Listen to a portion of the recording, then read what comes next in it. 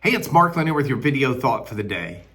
Can you imagine a world where every action, every word, every thought was motivated by pure, selfless, sacrificial, and serving love?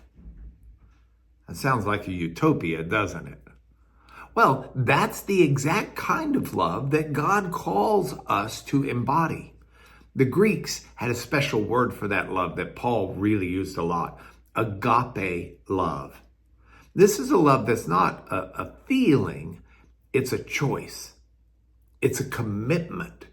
It's a way of life that will transform not only the people you love, but the world, as well as yourself. So let's talk about agape love for a moment, and it's the start of a video thought for the week that will look at the various fruit of the Spirit Paul discusses. Now, first point, agape love is an unconditional love.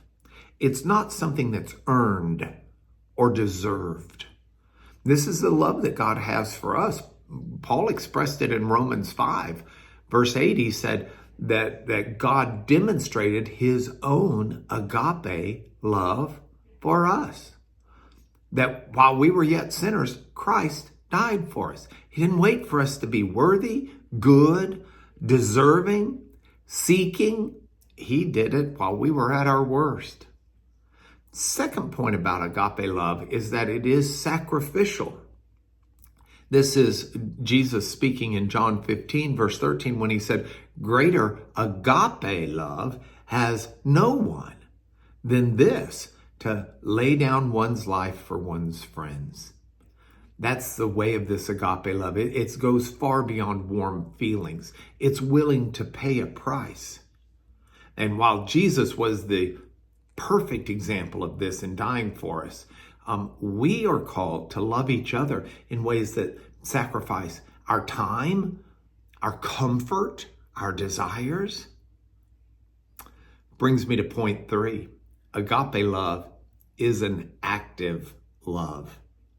It's a service love.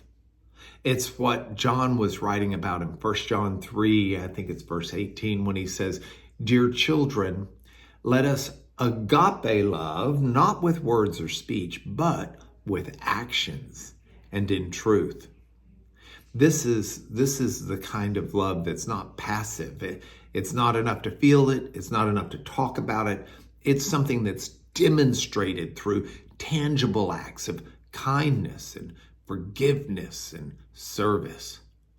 So, as you and I reflect on agape love today, I want to challenge ourselves to put it into practice. Maybe we start small. Just pick somebody.